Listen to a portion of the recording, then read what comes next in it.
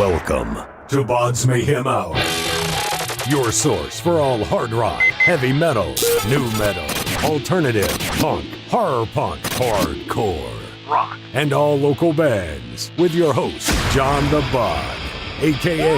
the Bodfather. I'm Ron Keel, the Metal Cowboy, and this is BODS Mayhem Hour. Crank it up and keep it up. The views and opinions of the guests do not necessarily reflect the views and opinions of BODS Mayhem Radio Network, its staff, affiliates, or sponsors. Parental discretion is advised. Welcome to BODS Mayhem Radio Network.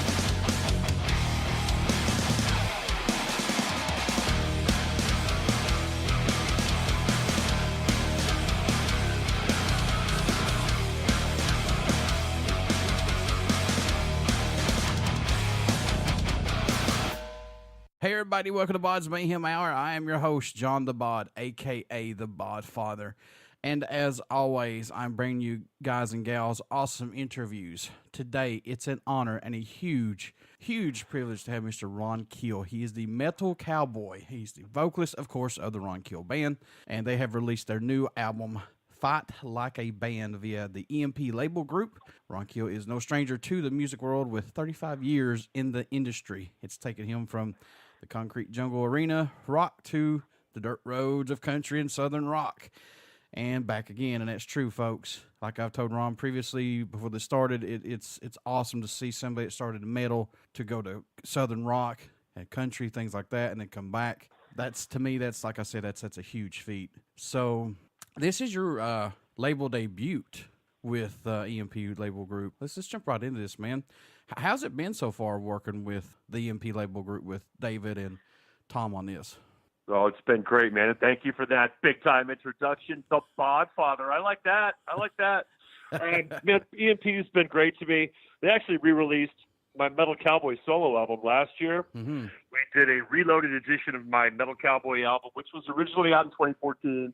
Remixed it, remastered, added some bonus tracks, resequenced everything, and put that out to kind of grease the wheels for this big release, the Ron Keel Band, Fight Like a Band. Been out now for a little over a month, and the response has been incredible from the fans and the media both. You know, when you create something like this, you got to believe that it's your best album ever, and you got to say that when you go on the shows like yours and you do interviews. I got to say, this is the best record I've ever done, and I really do feel that way, but. Yeah.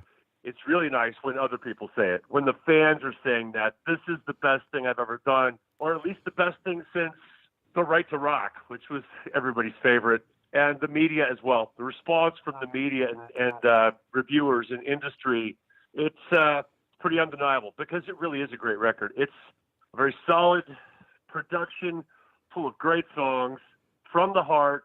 That there's something on this album for everybody, and I think it will resonate with a larger audience as the days, weeks, and months continue here over the next year. And it's going to be a milestone in my career, and I'm glad you appreciate it. Thank you. And the cool thing about this, The Right to Rock, if anybody doesn't know, that was actually produced by Kiss's Gene Simmons. So how about that, folks? There you go. And there is a new version of that song that's produced by Ron Keel on this album. And I really wanted to take another shot at that song. Yeah. It is my signature anthem, something I'm extremely proud of, which was a huge hit for us in 1985 and a hard rock and metal anthem for the ages through the years. 35 years now since I got that record, 34 years since it was released. I always wanted another shot at that vocal. I actually did another version with the Keel guys in 2010 on our Right to Rock 25th anniversary celebration album. But I still wasn't quite happy with that and just wanted, just give me one more shot. Let me go back in the studio and sing it one more time, and I promise I'll get it right. And this time, I think I got it right. 35 years, man, when you look back on this, did you ever dream that sitting here today, you'd be like, man, 35 years, I'm still here doing what I love to do? Oh, hell no. Yeah. Oh, no. I never absolutely did not plan on living this long or rocking at this level, at this stage of the game. And I'm proud to now be one of the elder statesmen, so to speak. Sir. Yes, sir. You know, one of my generation that still, some of us are carrying the torch and still doing what we love to do at a pretty high level. And I'm inspired by guys like Sammy Hagar and people like that are still doing it. And Steven Tyler, my God, those guys are my heroes. And they're still doing it into their 70s. So they set the bar pretty high, and they give guys like me, who I'm in my 50s, I got a reason to rock, a reason to keep going, because I'm still doing what I love to do at what I consider to be a very high level. I'm proud of the work that I'm doing, the songs I'm writing, the voice that I have, and the performance that I deliver. Now, you and David Ellefson, of course, of Megadeth, he's co-owner of the EMP Label Group. You and him go back to the early years of Steeler and Megadeth. What was it for you, Ron, that sealed the deal to join EMP with those guys? Well, David and I have known each other for a long time. You're right, but I didn't get the chance to get to know him really as a man and as a businessman until they visited Sioux Falls, South Dakota, which is my new hometown the last 5 years. David brought Dollskin, one of the flagship bands of EMP. Yes, sir. I think the first band that he signed and took under his wing for the label. He brought Dollskin to Sioux Falls for an event with my band. So we're on the same bill. And also we had a segment at the end of the show where David joined my band, played bass. We did some Megadeth covers. We did some classic covers. And I guess for David, they're not Megadeth covers, but for us, they were Megadeth covers. We did T-Cells. Got to do some Megadeth with Dave, which was way cool. And during the course of that several days of rehearsing and talking and having dinner, I got to know him as a businessman. And also at the same time, I'm in radio as well, and I was seeing what he was accomplishing with some of my peers, most notably really Autograph and Mark Slaughter, because those guys were all part of the same generation, part of the same era, and he was having some great success with those bands. And I thought that when it came time to make the Ron Keel Band album, I pitched it to him first, and he said yes.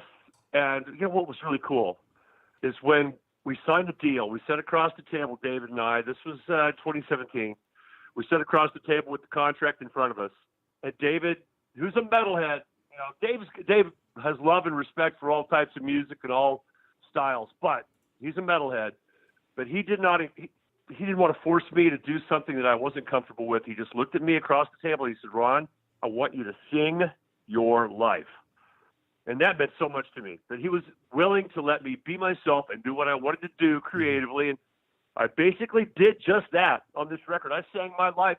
There is blistering metal on this record. The opening track, Road Ready, is as 80s as anything I've ever done.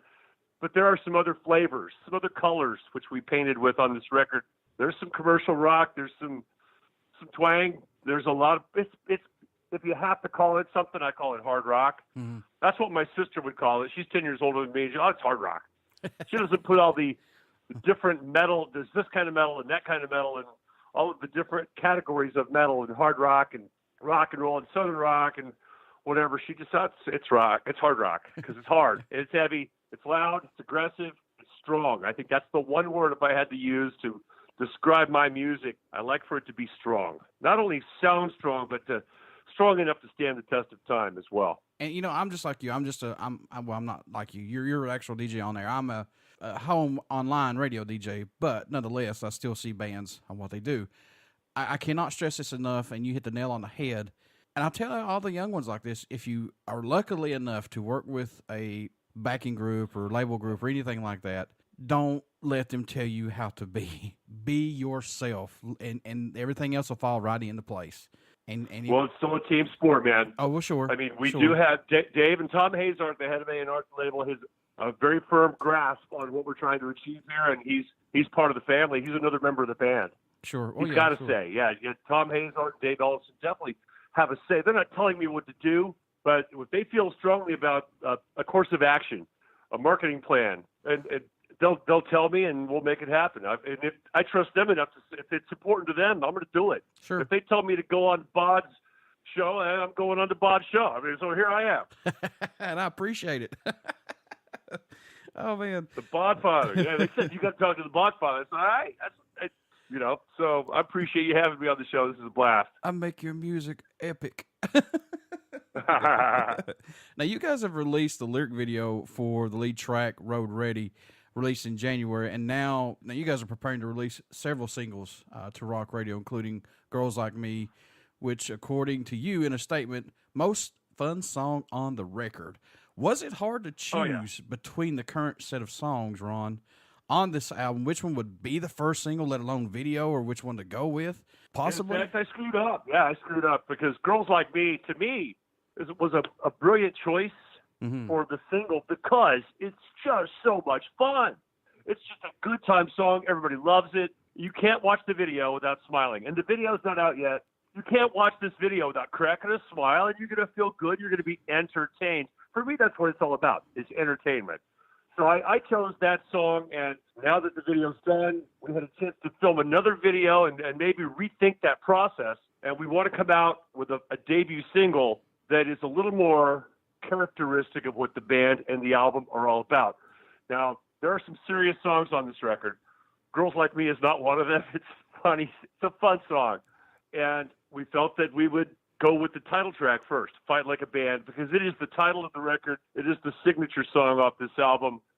And it really states, both musically, lyrically, and visually, what the Ron Keel Band is all about. So we're going to lead with that here in a couple of weeks. You can go ahead and play it now, though, if you want to. Cool. But we're going to lead with "Fight Like a Band," the title track, and then follow up that with the next single, "Girls Like Me." Later on this summer, it's going to be a fun, good time, summertime anthem for everybody to sing along with and to have a good time with. So we've kind of reversed the order of singles, but in the long run, it doesn't really matter. They're all going to be out there, and they're all going to be a part of the catalog. By the end of the year, you're going to have multiple singles and videos to play, and hopefully you'll play all of them. Now, I know you said "Girls Like Me." That's the one that you like, and it's really fun. But are there any other songs that are standing out to you, if possible? I mean, I know it must change. I know you're really close to these songs, but do you have any others that stick out for you, maybe? Yeah, there are a few. I mean, it's not that I like "Girls Like Me." It's not like I picked a song that I like. There's nothing on the album I don't like, and if I didn't like it, it wouldn't be there. There are songs that are a little more personal. There are songs that hit me a little harder, but they're all part of that mosaic. I mean, it's very much like asking you, which room of your house do you like the best? I mean, I love my living room. I got a fireplace, and I agree with you. But without the bathroom, man, I'd be screwed. I like the kitchen too because there's beer in there. So yeah, I like every room of my house. I like every song on this record, and I think the fans will as well. I try and create albums, not collections of songs, but just old school, man. Just like it used to be back in the day when you would be able to, and you'd want to, listen to an entire album, top to bottom. I know that's tough to do in this day and age with our busy schedules and all of the distractions that life throws at us. That's why I love to listen to records like this on long road trips or on a flight or in the truck while I'm driving around the country or on the bus, whatever. But it really is an album. It is best enjoyed when listened to from top to bottom. What do you hope everyone takes away from the new album, or message you hope they hear while listening to it, or just any of your music in general? My music's always been about empowerment. The struggle, fighting for the right to rock, fight like a band.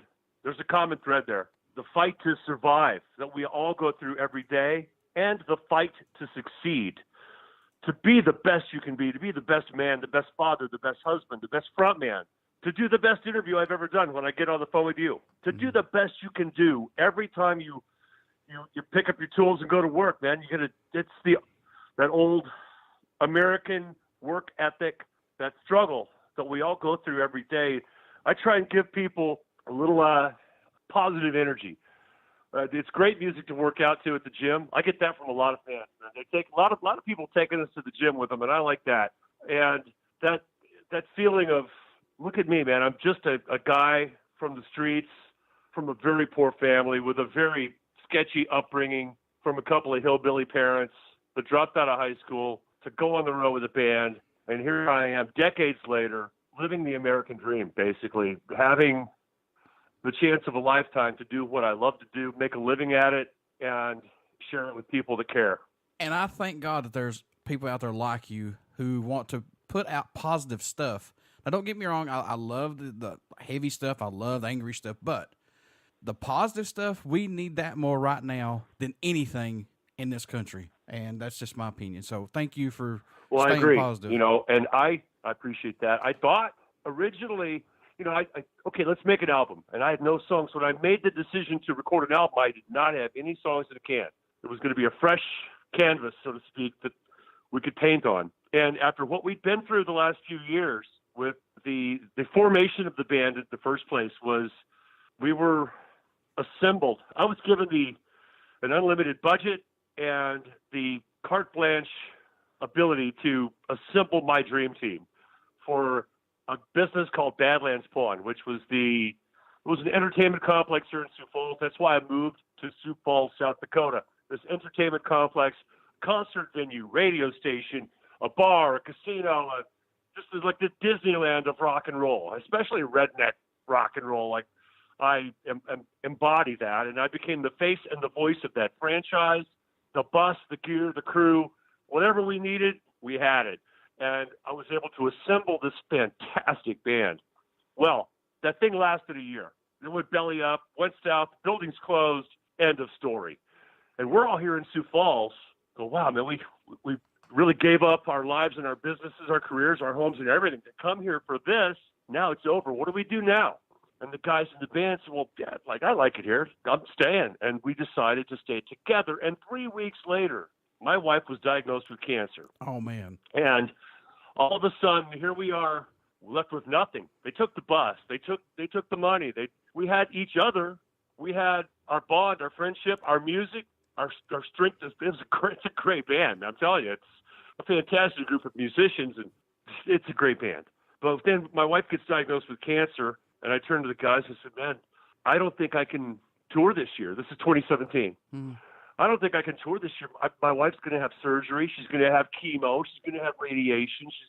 She did, and ended up going through all of that. 7 surgeries, chemo, radiation, the whole deal. It was a year-and-a-half battle with cancer. Now, she's fine now. Thanks for, I know you're about to ask because everybody does. That's cool. Yeah. She's cancer-free and she's fine now. But at the time, I went to my guys and said, I don't even know if I'm ever going to be able to leave again. I don't know you don't know. When you get hit with a cancer diagnosis, everything changes, and you rally the troops and you go to war, basically. And the guys stuck with me. They said, Ron, we're here for you, man. They stayed. They stuck by my side. They were my support group while Renee, my wife, was going through that. And I said, well, if we can't tour, let's write some songs. And out of all of that crap, the business shutting down, and the job. Well, first of all, we got no job. Second of all, I'm going to have to look at about $1 million worth of medical bills. And we had literally nothing. And I was thinking that out of all that angst and struggle and crap that we were going through, I was going to end up with a screw you, angry son of a bitchin' record. And it's not. It's really positive, happy, upbeat, uplifting, strong album. It's what came out of that experience. Now, you're going to hear a lot of those references in the title track, Fight Like a Band, which is now the first single in video. The first verse of the song talks about the diagnosis. What was it like when the doctors came in and gave her the news? That's part of the lyric. And I sang about it. I wrote about it. The second verse is about the struggle that I went through in Los Angeles and Hollywood in 1982, 83, when we had nothing to eat, really. We'd take a peanut butter and jelly sandwich. And this is true, man. All the stories you hear about those old school bands, it's true, man. We took a peanut butter and jelly sandwich, you slice it in 4 ways, and everybody in the band gets a quarter of a peanut butter and jelly sandwich, and that day you get to eat. So I drew upon those struggles that I had, and hence the title of the album and the title track, the title of this debut single, Fight Like a Band. If you're going to take on the world, and we did, and we came through. Perseverance, man. Never give up. Never give up that fight. No, you can't hit one out of the park if you ain't swinging, man. I make a lot of sports analogies, too. I'm a huge sports fan. But, oh, me too. You got to keep swinging. What are you going to do? Just back away from the plate, throw the bat down? Hell no, not me. Life is a lot easier in baseball because you get more than you keep swinging. In baseball, you get 3 strikes and you're out. Yeah. Life, you just keep swinging. You strike out 17 times and you're still that 18th hit might be out of the park. Just like my Reds, they suck right now, but they're slowly but surely getting it going. Right on. Well, it's early, man. It's early in the season, so we got plenty of time. That's for damn sure. I ain't gave up yet. I love them through and through, so it don't matter. Who did the artwork on this album, Ron? The artwork is designed by Melody Myers, who did. She's the EMP genius who behind all of the great looking stuff that EMP does, the videos, the graphics, the websites, the album art, all that. And the photography is a South Dakota gentleman from the Tourism Bureau by the name of Chad Coppice. Now, Chad had shot some live shots of us, which I thought were incredible. We've had several really great photographers that have captured the band live, but Chad was going to shoot the show one day. This is probably 100 miles away somewhere. We're doing a gig. He says, hey, I'm going to come out and shoot the show. I said, why don't you meet me out here at 2 o'clock in the afternoon? Let's get some band shots. And he did. He got some great location shots that capture that outlaw, Wild West, metal cowboy kind of feel. That image is what we're all about. So, yeah, the art team, Chad Coppice and Melody Myers, did a great job on this project. What about producing the album? Who produced this album for you guys, or did you actually do it? It's me and my co-producer, Mike Dresch, who is very involved in the sound and sonic identity of the record. He's a guy that's done everything for me the last 4 years since I moved to Sioux Falls. He amazing talent, and to be able to find a guy like that in Sioux Falls, first of all, is a miracle, because you could go to LA or Nashville or New York or Vegas, and very, very few guys in those towns. And I've lived in all those towns, so I know very few guys have this kind of ability, the combination of the ears and the gear, and he's a musician. So Mike Dresch at the Cat House Studios here in Sioux Falls, he's a musician. He knows what I want. I've never gone out of that studio, and I've done a bunch of sessions there. We did several singles and some other projects, and now an entire 7-month album project. This record took 7 months to record. I've never left the studio not totally stoked about what we did that day. Not once have you gone, damn, it didn't work out today, I'll try it again tomorrow. Mm-hmm. Never, not once. And from a vocalist standpoint, I have to have that. I'll produce the record, and I'll micromanage every note, every chord, every stroke, but when it's time to sing, I am not the producer, I am the singer. I need somebody in that control room that I can trust, that's going to, first of all, give me a great headphone mix that sounds comfortable, and it's going to let me go and do my thing and follow my method and my process of laying down a master vocal, and give me input. Tell me when something sounds, like rubbing in the wrong way. But that balance is fantastic. Know when to speak and know when to shut up. That's a huge talent for a co-producer like Mike Dresch. And the record would not sound like it does without him. He's also the guy who, does all the mixing. And very rarely do I have too much commentary. When Mike sends me a mix, I go, yeah, it's great. Give me a little more guitar in this section. It's very, very slight tweaks, because he knows what I want and he knows what sounds good. And that's one reason this record is sonically competitive with anything that's ever been done, as far as I'm concerned. If you're going to make a record, I'm not one of those guys that likes to record on my computer in my house. And I'm not, nothing against those guys who do that, but I'm old school. I'm going to spend a lot of extra time and a lot of extra money making sure, beyond a shadow of a doubt, that my record sounds as good as anything out there or anything that's ever been out there. And it's going to stand up 20 years from now. Like, geez, some of those old 70s records, they still sound great today. Yeah, they do. And yeah, so many people are making records on their computer, on their laptop, and they sound like crap. And they're going to sound even worse a year from now. I'm just not like that. I want to work with pros, and I'm willing to spend the extra money to do that. And I think the fans should and will appreciate the fact that we spent, this is not a piece of merchandise. We spent the extra time and money to get this right. This album is a timeless classic, and those who have bought it and listened to it and are embracing it, I think, feel the same way. When you go from metal to Southern rock back to the rock now, going through what you did in 2017, did that kind of lead you toward going back to the heavier rock to make this album, or did it just kind of spawn into place like that? No. I've always done all that, man. I mean, I have eggs in the morning and I have steak at night, and I have spaghetti for lunch, whatever. I don't bounce back and forth from one genre to the next, as is commonly misconceived about me. I write what I feel, and it's one song at a time, man. Road Ready's an 80s metal song. Just a Cowboy is a country song. I didn't go back and forth from one song. You do go back and forth. When one song's over, you start the next song. So I stylistically had no intentions when it came time to record this album We did not sit down and consciously say, we're going to do this kind of record or write that kind of song. We just wrote the best songs we could. A good song is a good song. And then how you treat it in the studio, what does it need? Does this one need, piano, or does this one need screaming guitar? Or, you give the song what it needs because you care about it and you want it to succeed.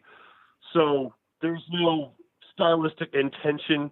And some of the stuff, man, I don't even know what style of music it is. Song called Good Songs, Bad Times, which is one of the real highlights of the record, by the way. And a lot of the fans, even the real true metalheads, are commenting on this one and digging this song, Good Songs, Bad Times. Song about, lyrically, how music can soothe or cure all the pain, all the crap, all the bullshit that we're going through on a daily basis. Just come home and crank up the tunes, and everything's going to be okay. That's what it's all about. I need some good songs to get me through the bad times. Now, this is not a Southern song. It's not a country song. It's not a metal song. I don't even know what it is. It's just a really good song. I don't know what kind of style you would call it. I'd be interested in the fans' input on what kind of song do you think this is? I don't know what kind of music this is, man. It's just really good. It's just a song, damn it. It's a good song. Really, I don't know. I think Girls Like Me. If I have to compare it to something, I think Girls Like Me is what Van Halen would have sounded like if they were from Georgia. Oh, yeah. There you go. But Good Songs, Bad Times, I don't know what kind of song it is. It's really good. Doobie Brothers, maybe? If the Doobie Brothers were from Hollywood. No, I don't know. some Georgia satellites? Man, but I just create the best stuff that I can and hope people will like it. Some Georgia satellite in there, maybe a little bit. Yeah, buddy. Oh, yeah, absolutely. You are the sum of all of your influences and everything you've heard and loved and enjoyed. Now, sure. I grew up playing classical music, blues, and jazz. That's what, the school's musicians, I'm classically trained. That's what they teach us when we're, the first song most of us learn is Twinkle, Twinkle, Little Star, or Happy Birthday, or, Rudolph the Red-Nosed Reindeer. And then you graduate to band class in school and you're playing the classics from Mozart to Beethoven and all that stuff, and then blues and jazz. Then you get bit by that rock and roll bug, and you want it louder, faster, stronger, harder, heavier, and yes, sir. Then we see where it goes from there, and you kind of put it all together, and it becomes who you are. What can fans expect at a show from the Ron Keel Band who have not got to see you guys live as of yet? What are they going to get, Ron? Well, it depends on the show. It depends on the event. Now, obviously, I'm going to do all those Keel hits, except at Keel Fest, when Keel is going to do those. You know about this gig, right? Keel Fest coming up next month. Yeah, actually I did. This is Keel, the Ron Keel Band, and Steeler all in the same bill. But with the Ron Keel Band, if it's just us, you're going to get as many new songs from the new album as we can do, and all the Keel hits as well, songs from throughout my career, and some Southern rock covers as well. We've got a Southern rock cover album coming out this summer called South by South Dakota, where we cover one song from each of the legendary. We got an Allman Brothers song and a Skinner song and a Marshall Tucker song and a Molly Hatchet song and an Outlaw song and a Blackfoot song. And so you're going to get some of all of that whenever you come to a Ron Keel Band show. And that Keel Fest gig is going to be just an amazing night, an amazing opportunity for me to get all of my friends and all my brothers on stage under one roof at one time and one night for Keel Fest in Columbus, Ohio on May 10th. That's going to be awesome. That's going to be a phenomenal fest, man. It's going to be fun. I can promise you that. I mean, it's a rock concert. It's supposed to be a good time. I plan on delivering a great show, singing as best I can. And it's a 3-hour gig, man, and there's no breaks. It's not band, break, band, break, band, break. It's one solid 3-hour show where I take you on a ride through my entire 35-year career. So it's a ride. Grab something to hold on. And it's going to be festive. It's going to be a fun, entertaining party for everybody involved. We've got people coming from all over the country for this. And we're now just right now, about an hour ago, doing a little Facebook poll asking fans where they're coming from. And man, they're coming from Idaho and Florida and Houston and New Orleans, and all over the Midwest, and from everywhere, from LA, New York, all points in between. They're all converging upon Columbus, Ohio on May 10th for this big show, and I plan to give them everything I got. So what made you want to become a musician? What was that spark for you that said, yeah, I want to do this? Beatles on Ed Sullivan, 1964, February, what was that? February, what was the date? I should remember that, right? February 17th, February 24th, something like that. Wow. 1964, I'm 2 years old. Beatles, Ed Sullivan, done deal. I'm a musician. never looked back, never stopped. And that was a blessing to know at that age, I don't want to be a pilot. I don't want to be an astronaut. I don't want to be a firefighter. I don't want to be a lawyer. I just want to be a rock star. And so I set out on that mission, had my first guitar lesson when I was 6. By the time I was 10, I was playing in bands, and my parents knew it was over. Just forget about it. It's my path. It's my passion. Nice to be able to come to terms with that at a young age and know that, man, this really is who I am. This is my DNA. It's the only thing that I'm really good at, and it's the only thing that makes me really happy. I really don't have a choice. I'd be miserable or I'd be dead doing anything else, and I'm not really getting good at anything else anyway. So it's fairly simple to choose your career path when you have one skill, and that's music. Is there a country, man, that stands out or even shocks you that the Ron Keel Band gets support from, or even the music gets played in? I know you've been around for a while. I know music gets out there pretty good, but is there any country that shocks you possibly?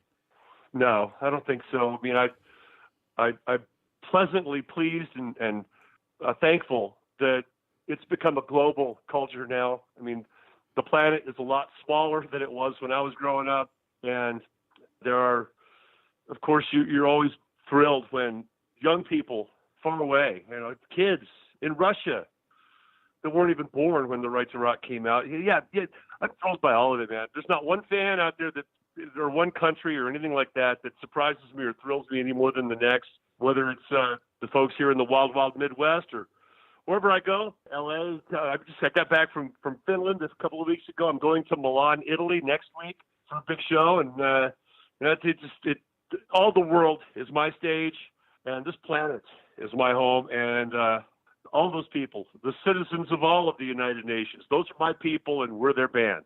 Folks, you want to get out and pick up Fight Like a Band via the EMP Label Group. You want to pick this album up. Please, if you're not listening to Ron's music or anything, you truly, truly missed out on some good music. Ron, thank you so much for doing all this, man. And plus, how can folks stay in touch with you, buy some merchandise, tour dates, everything like that? How can you do that, my man? Thank you. The Bodfather, you rock, dude. That was fantastic discussion, and thanks for letting me plug my website before we go. Everything I do is at ronkeel.com. And all the merchandise, the store, the video, my Patreon site, which is an exclusive site where all the fans can pay a monthly fee, and they get all the cool audio and video and unreleased stuff and personal interaction with me on that site. It starts at $1.99 a month. So I'm really, really enjoying that process, being able to deliver that extra product and content to my fans. But all those links, one place, ronkeel.com. So social media, all that, links are all there at my site, ronkeel.com. Before I let you go, good sir, would you care to do a promo for my show? I would be glad to. All right. I'm Ron Keel, the Metal Cowboy, and this is BODS Mayhem Hour. Crank it up and keep it up. Everybody stick around. We got some great stuff coming up, and you only hear these interviews right here on BODS Mayhem Hour and BODS Mayhem Radio Network. Get out and check out our Facebook page. It has our podcast link plus our YouTube link and soon a Twitch link. And also get out and check out the Ron Keel Band. You will not be disappointed. Ron, again, thank you so much, my friend. Man, thank you. I enjoyed this. I appreciate you, and all your support, your friendship, and all of your listeners as well. Let's rock.